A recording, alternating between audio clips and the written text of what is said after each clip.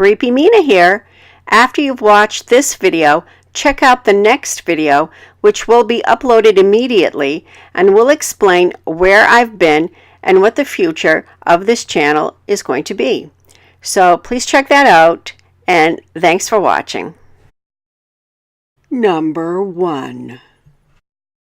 This incident happened a few years ago, but I think about it every time I drive. I was about 19 and in my second year of college. I was running a little behind for a literature test and was in a hurry to leave the house.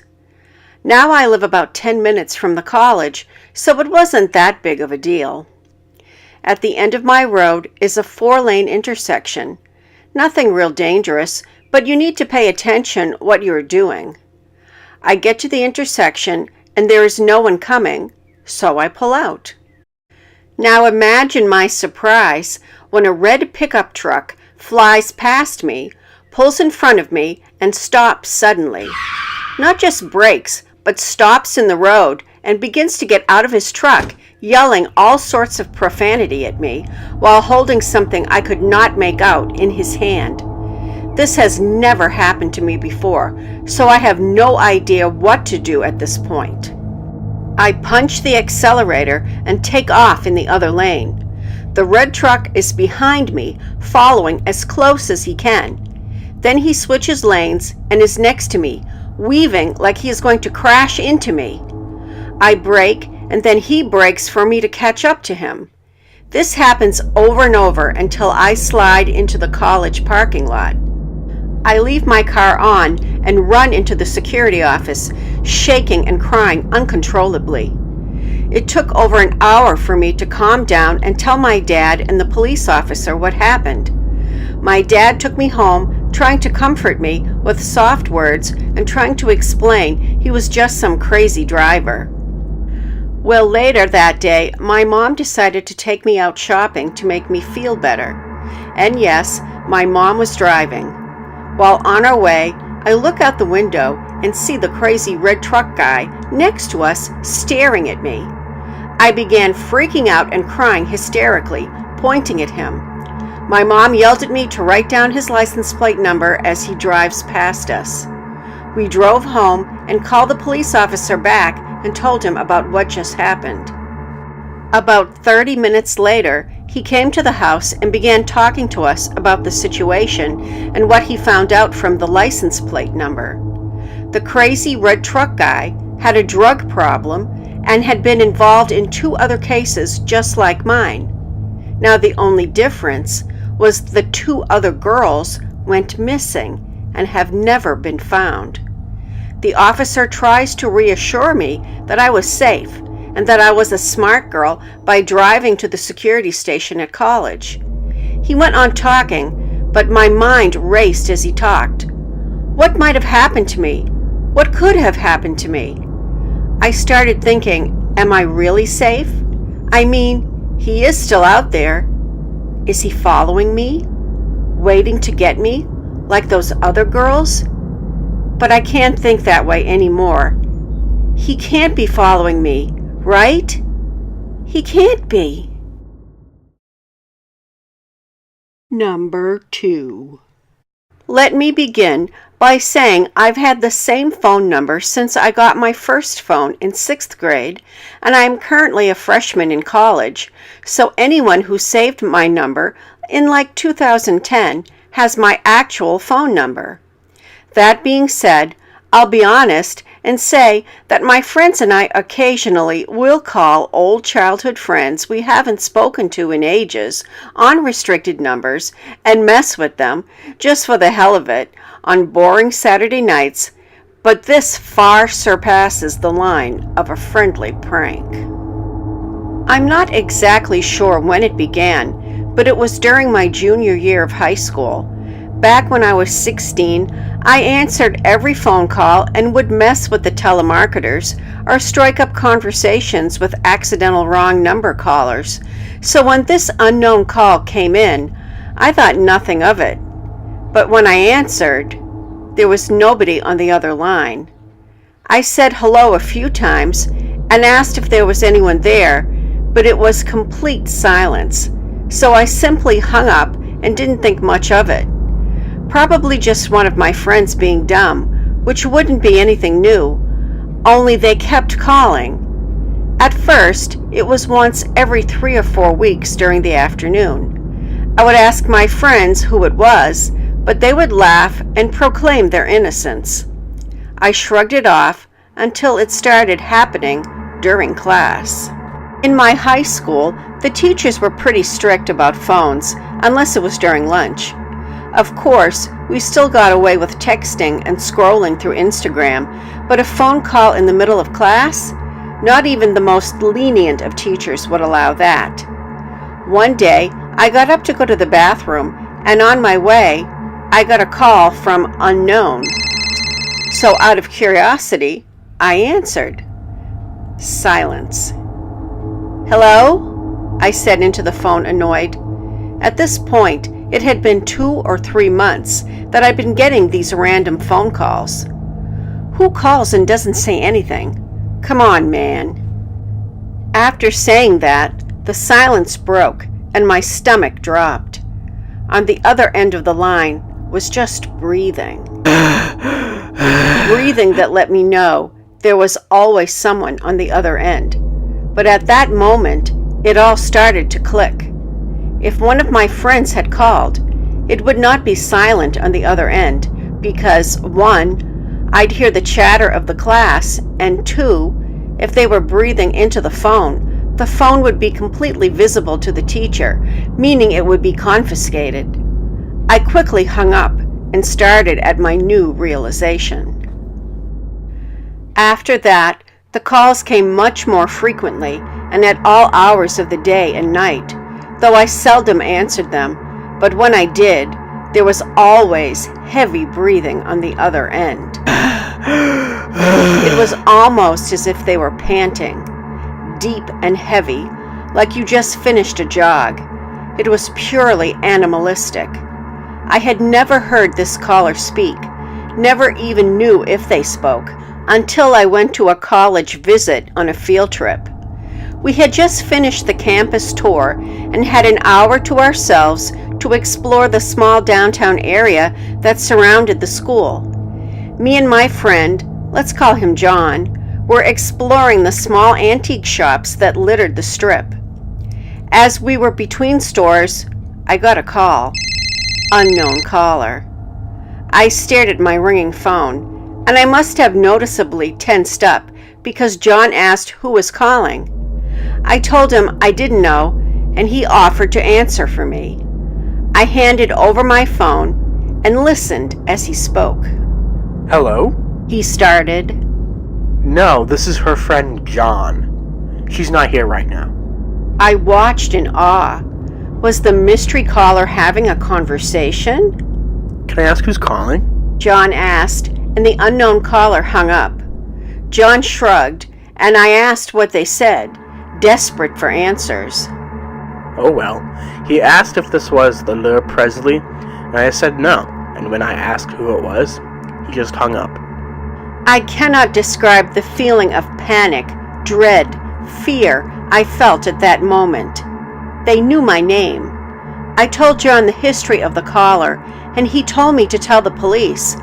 I, of course, did not listen. My father had been a cop for almost 30 years and had instilled in his children fear of strangers and the unknown. He always stressed the importance of only giving close friends our phone numbers, not speaking to people online, talking to strangers, etc., etc. Because this had been happening for months now, and so often every week, I was scared to tell my father in fear that I would get in trouble and get my phone taken away. Obviously, looking back, I was an idiot, but I was 16, and my entire life was my phone. So I chose to handle it on my own, and I decided to block all unknown calls. After months of torment, finally, there was some silence. I had almost forgotten about the caller until the summer right after junior year, right before I became a senior. I was at my aunt's house for the weekend, and we were up at 3 a.m. telling different stories and strange encounters we've had. After hearing stories about mystery animals in the woods, by her house, and weird men at Kmart, I told her about the caller. She furrowed her brow and told me she didn't like that, but I showed her how I had blocked all incoming unknown callers. I then lifted the block, convinced that this anonymous guy surely must have given up after 3 months of being ignored, and we laughed it off, deciding to watch a movie to lighten the mood. Then, I kid you not, maybe 20 minutes into the movie, I got a call. Unknown caller. My eyes darted to my aunt, and we stared at the phone in utter disbelief. She answered it and put it on speakerphone so we could both hear, but there was only silence. "Hello?" she asked. The panting began. I looked at her, fear saturating every inch of my being, and she quickly hung up. Needless to say, I put the block back on. My last encounter with him was nearly 2 years ago, and yet I still have a fear of answering unsaved numbers, and unknown callers are still blocked. I never told my father any of this, even though he's retired. But because I have anxiety in almost every aspect of my life, my dad told me I need to learn how to get over some of my fears. So tonight, I'm feeling ballsy, and I've decided to lift the unknown caller ban. I am honestly terrified. Number 3. Many years ago, my friends and I were dumb, new 21-year-olds, just barely navigating the bar scene in Philly, where we went to college. We hadn't had many weird interactions, save for the occasional creep who would hit on us even when we tried to tell him to get lost. But in July of that summer, we were really enjoying the outdoor cocktails at a bar in Old City when a girl came by. She was around our age, early 20s, with a cool haircut and an outfit I loved. She looked very cool. I don't know how else to put it. She looked like someone worth hanging out with. I was smoking at the time, and she asked me for a cigarette and talked to my friend and me for a little bit, just bitching about boys and work and stuff. My friend and I were kind of desperate for friends because all of ours had left the city for the summer, so we were glad to have someone our age to talk to.